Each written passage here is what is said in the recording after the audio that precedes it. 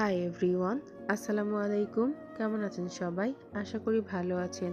এখনও যারা আমার চ্যানেলটিকে সাবস্ক্রাইব করেননি তারা একটু কষ্ট করে সাবস্ক্রাইব করবেন। এখন চলুন বেশি কথা না বাড়িয়ে গল্প ফেরা যাক। তানিশ, আমি তোমাকে সত্যি সত্যিই ভালোবাসি। সত্যি তোমাকে নিজের জীবন সঙ্গিনী করতে চাই। আমি তোমাকে পেতে চাই। Please try to understand Tanish. একটু বোঝার চেষ্টা করো। পার্থর কথা শুনে তানিশ হা হয়ে তাকিয়ে রইল। পার্থ স্যারের মাথাটা কি গেছে? তানিশ আশ্চর্য হয়ে বলল, আর ইউ ম্যাড স্যার? আপনার মাথা ঠিক আছে? কী সব আবল তাবল বকছেন আপনি? আপনি জানেন আমি কে? পার্থ মুচকি হেসে বলল, আমি জানি তুমি কে। এতদিন আমি তোমাকে না জেনেই ভালোবেসেছি। এখন তোমার পরিচয় জেনে তোমাকে ভুলে যাব? এতটাও কাপুরুষ পার্থ দেয়ার নয়। তানিশ অবাক হয়ে বলল, আপনি আমাকে অনেক আগে থেকে ভালোবাসেন স্যার, কিন্তু কিভাবে সম্ভব? আমি তো আপনাকে চিনিই না। তাহলে অত সব তোমার জানতে হবে না, তুমি শুধু এতটুকু জানলেই হবে, আমি তোমাকে ভালোবাসি। তানিশের বিরক্ত লাগে খুব। বিরক্ত নিয়ে বলে, শুনেন স্যার, আমি আপনাকে আগেই সবটা বলেছি। এখন খামোখা কেন আমার পেছনে পড়ে আছেন বলুন তো? তুমি কেন তোমার পরিচয় গোপন করে রেখেছিলে তানিশ? নিজের পরিচয় গোপন করে তোমার কি স্বার্থ? স্যার, এটা সম্পূর্ণ আমার পার্সোনাল ব্যাপার। এখানে আপনার কোনো কথার আনসার দিতে আমি বাধ্য নই। তাই এই ব্যাপারে আমাকে কোনো প্রশ্ন করবেন না। আর আমার পিছু পড়া ছেড়ে দিন। এটা আপনার সাথে শোভা পায় না স্যার। আপনি একজন শিক্ষক, আর শিক্ষক হয়ে ছাত্রীকে ছি। তানিশ পার্থর কেবিন থেকে বেরিয়ে গেল। পার্থ বারংবার তানিশকে বোঝাতে ব্যর্থ হচ্ছে। নিজের ওপর নিজেরই খুব রাগ হচ্ছে। কেন সে নিজের ভালোবাসা তানিশকে বোঝাতে সক্ষম হচ্ছে না? বিকাল 4টা। শীতের সময় দেখতে দেখতে পার হয়ে যাচ্ছে। সময়ের সাথে কিছুতেই পারা যাচ্ছে না। তানিশ কলেজ থেকে ফিরেছিল 2টার সময়। তারপর বাসায় ফিরে একটু বিশ্রাম নিয়ে বিকালে ঘুরতে বের হয়েছে। তানিশ আজ একা আসেনি, তার সাথে তার 2 ভাইও এসেছে। তিনজনে আজ বাইক নিয়ে এসেছে। তানিশ নিজেও খুব ভালো বাইক রাইড করতে পারে। তিনজনই ব্ল্যাক কালারের শার্ট প্যান্ট পরেছে। তানিশকে কেউ দেখলে বুঝতে পারবে না তানিশ একটা মেয়ে। তানিশকে আজ পুরো ছেলেদের মতো লাগছে। তিনজনেই শহরে বাইরে চলে এসেছে। টানা 1 ঘন্টা বাইক চালিয়ে তিনজনে গ্রামের সরু রাস্তা এসে পৌঁছেছে। আঁকাবাঁকা চিকন রাস্তা। জায়গাটা মারাত্মক সুন্দর। রাস্তার 2 ধারে খেজুর গাছ আবার কলসি পাতা। তানিশ প্রত্যেক মাসে গ্রামে আসে। গ্রাম তাদের ঐতিহ্য। তানিশ গ্রামের মেয়ে। বিজনেস এর জন্য তাদেরকে শহরে থাকতে হয়। তানিশ বাইক থামিয়ে দেয়। বোনের দেখাদেখি 2 ভাইও বাইক থামায়। লাবিব মাথা থেকে হেলমেট খুলতে খুলতে জিজ্ঞেস করলো, বনু, এখানে দাঁড়িয়ে গেলি যে, কিছু দরকার?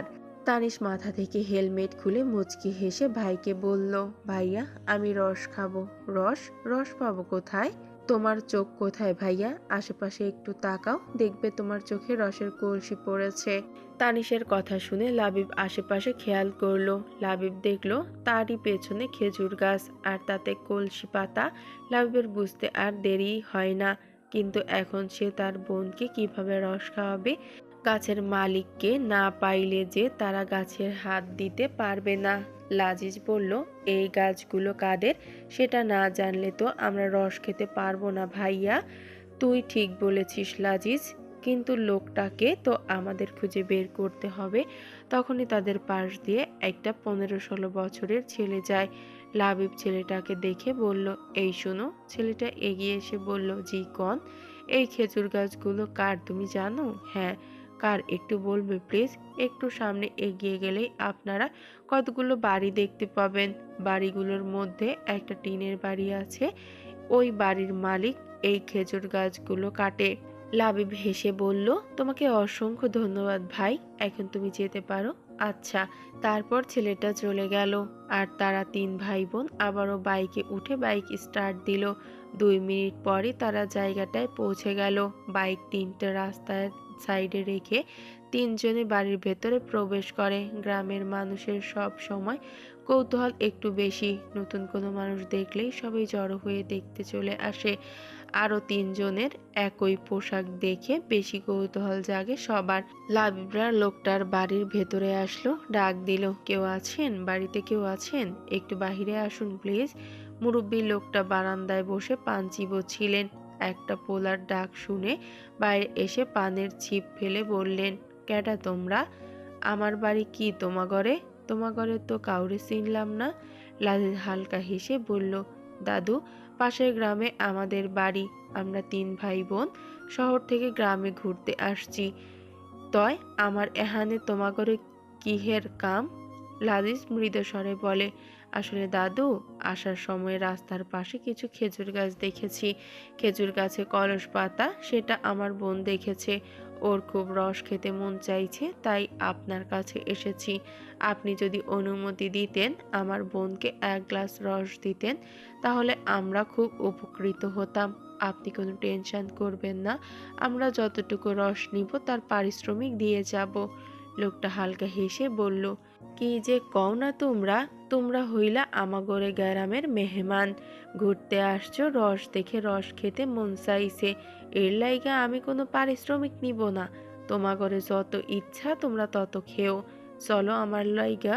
তারপর 3 জনে দাদুটার সাথে গেল। চারপাশ অন্ধকার হয়ে আসছে, সন্ধ্যা ঘনিয়ে আসছে, তাদেরকে আবার শহরে ফিরতে হবে।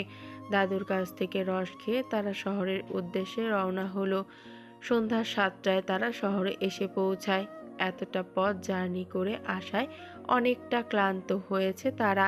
তাদের অনেক খিদেও পেয়েছে, তাই একটা রেস্টুরেন্টে খেতে গেল 3 জনে। রাতের খাবার খেয়ে তারপর বাসায় ফিরবে। রেস্টুরেন্টে খাওয়ার সময় একটা ছেলে তানিশকে লক্ষ্য করলো। তানিশকে অনেকক্ষণ ধরে দেখছে। তানিশ ভাইদের সাথে হেসে হেসে কথা বলছে আর খাচ্ছে। তখনই কোথা থেকে একটা ছেলে হুট করে তানিশদের সামনে চলে আসে। সহসা এমন হয় কিছুটা ঘাবড়ে গেল তানিশ, তবে নিজেকে সামলে নেয়। ছেলেটাকে দেখে তানিশ মুচকি হাসলো। হেই তানিশ, কেমন আছো? এত রাতে এখানে? এনারা কারা? তানিশ মুচকি হেসে বলল, আলহামদুলিল্লাহ ভাইয়া, আপনি কেমন আছেন? আলহামদুলিল্লাহ। বোনকে একটা অচেনা ছেলের সাথে কথা বলতে দেখে 2 ভাই মুখ চাওয়াচাওয়ি করে। তানিশ ভাইয়াদের অবস্থা দেখে হালকা হেসে বলল, আপনি বসুন ভাইয়া। আর ভাইয়ারা, ইনি হচ্ছে পিয়াস ভাইয়া। ওনার সাথে একদিন হুট করেই পরিচয় হয়।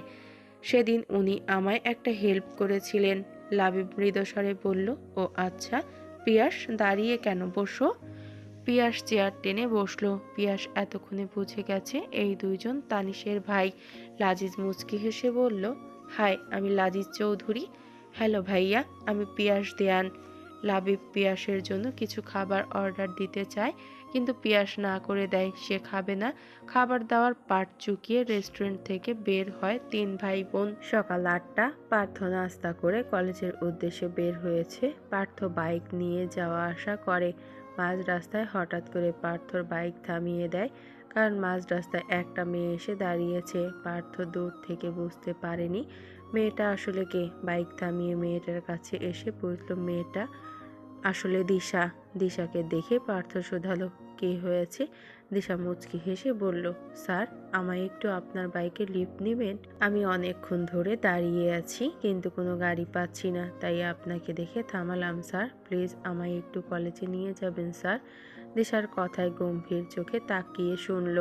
দিশাকে খুব একটা তার সুবিধার লাগে না, আর এই সময় গাড়ি পাওয়া যায় না, কথাটা মানতে পারল না পার্থ। আশেপাশে তাকিয়ে রিক্সা খুঁজলো। পার্থ কিছু বলছে না দেখে দিশা ফের বলল, স্যার। পার্থ না তাকিয়েই বলল, দেখছি। পার্থর কথা শুনে দিশার ঠোঁটে হাসি ফুটে উঠল। দিশা ভাবে পার্থ দেখছি বলেছে শুনে খুশিতে গদগদ হয়ে যায়। নিয়ে যাবে ভেবে মনে মনে খুব খুশি, কিন্তু দিশার খুশিটা বেশিক্ষণ স্থায়ী হলো না, কারণ পার্থ একটা রিক্সা দাঁড় করিয়েছে। দিশার হাসি খুশি মুখটা মুহূর্তেই কালো হয়ে যায়। পার্থ মুচকি হেসে বলল, দিশা, তুমি রিকশায় করে চলে যাও, আমার কলেজ যেতে একটু দেরি হবে, তাই তোমাকে নিয়ে যেতে পারলাম না। দিশা মুখ কালো করে বলল, ইটস ওকে স্যার। তারপর দিশা রিকশায় করে চলে গেল, আর পার্থ বাইক স্টার্ট দিয়ে রওনা দিল। তানিশ আজ ভাইদের সাথে কলেজে এসেছে। তানিশকে বাইক থেকে নামিয়ে দিয়ে প্রিন্সিপাল স্যারের রুমে চলে যায়। তানিশ গিয়ে তার ক্লাসরুমে বসলো। দিশাকেও দেখলো। কিছুক্ষণ পর ক্লাসের পিয়ন আসে। দিশাকে বলল, তোমাকে প্রিন্সিপাল স্যার ডাকছে। দিশা আঁতকে উঠল। চোখে মুখে ভয়ে এসে হানা দিল। তানিশ দিশার দিকে তাকালো, তাকিয়ে বাঁকা হাসলো। দিশার বন্ধুরাও সবাই ভয় পেয়ে গেল। পিয়নও চলে গেল। দিশার রুম থেকে বের হওয়ার সময় তানিশ বলল, সেদিন না আমায় বলেছিলি, আজ আমি তোকে বলছি, দেখ তোকে আবার কলেজ থেকে বহিষ্কার করে না দেয়। তানিশের কথায় রাগের দৃষ্টিতে তাকালো দিশা। যা দেখে হাসলো তানিশ। দিশা কিছু না বলে নিজের রাগ নিয়ে বেরিয়ে হয়ে গেল। প্রিন্সিপাল স্যারের রুমে এসে দিশা অবাক। তার বাবা এখানে। দিশা তুতলিয়ে বলে, বাবা তুমি এখানে? জাহের শিকদার মেয়ের দিকে রাগে চোখে তাকায়। বাবার তাকানো দেখে দিশা ভয় পেয়ে যায়। তার বাবা তো সহজে রাগে না, আর তার ওপর তো নাই। তার মানে বাবা কি সব জেনে গেছে? দিশা এক পাশে গিয়ে দাঁড়ালো। চেয়ারে তানিশের ভাইকে দেখে আরো চমকে উঠল দিশা।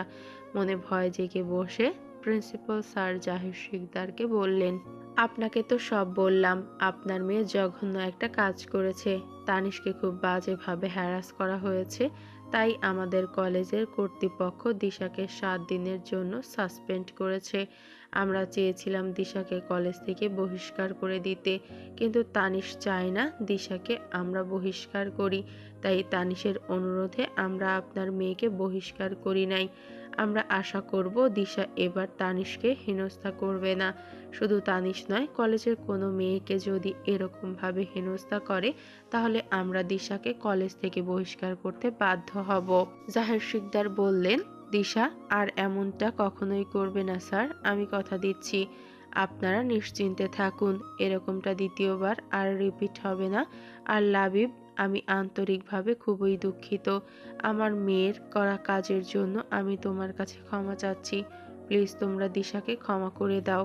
লাবিব বলল, আঙ্কেল, দিশা যে কাজটা করেছে সেটা ক্ষমার যোগ্য নয়, তবুও আমার বোনের মতো ভেবে ওর সব অন্যায় মাফ করে দিচ্ছি। লাইফ শেষ হওয়ার হাত থেকে একেবারের মতো বাঁচিয়ে দিলাম। বাট নেক্সট টাইম থেকে এমনটা আর কখনোই হবে না, ঠিক আছে? জাহের শিকদার দিশার দিকে রাগী দৃষ্টিতে তাকিয়ে বললেন, তুমি এখন দাঁড়িয়ে আছো কেন? লাইভের কাছে ক্ষমা চাও। বাবার ধমকে কেঁপে ওঠে দিশা। তার বাবা আগে কখনোই তার সাথে এভাবে কথা বলেনি, কখনো ধমকে বলেনি। আর আজ দিশা লাইভের কাছে হাত জোড় করে বলল, সরি ভাইয়া, আমি খুব অন্যায় করে ফেলেছি, প্লিজ আমাকে মাফ করবেন। এমনটা আর কখনোই হবে না। লাবিব হালকা হেসে বলল, আমার কাছে মাপ চাচ্ছ কেন? যার সাথে অন্যায় করেছো তার কাছে ক্ষমা চাও। সে যদি তোমায় মাফ করে দেয় তাহলে তুমি ক্ষমা পাবে। দিশা দিশা ভেতরে ভেতরে ফুঁসছে, রাগে মাথা ফেটে যাচ্ছে, কিন্তু কিছু বলতেও পারছে না। নিজের রাগ ক্ষোভ ভেতরে রেখে বলল, ঠিক আছে, আমি তানিশের কাছে ক্ষমা চাইব। দিশার বলতে দেরি, কিন্তু তানিশের আসতে দেরি হয় না। তানিশ অনুমতি নিয়ে রুমে ঢোকে। তানিশকে দেখে আবারও জ্বলে ওঠে তিশা। কটমট করে তানিশের দিকে তাকায়। দিশা মৃদু স্বরে বলল, সরি তানিশ, প্লিজ আমায় মাফ করে দিস। দেখ, আমি ভাবি নাই এমনটা হয়ে যাবে।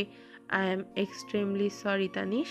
ঠিক আছে, বাট এমন জঘন্য কাজ তুই অন্য কারোর সাথে করিস না দিশা। সবাই এখানে পড়তে আসে, কেউ অহেতুক ঝামেলা করতে আসে না। ইভেন আমি আগে তোর সাথে কোনো দিন কথাও বলি নাই, তাহলে তুই এই কাজ করলি কেন রে? তোর সাথে আমার কিসের শত্রুতা?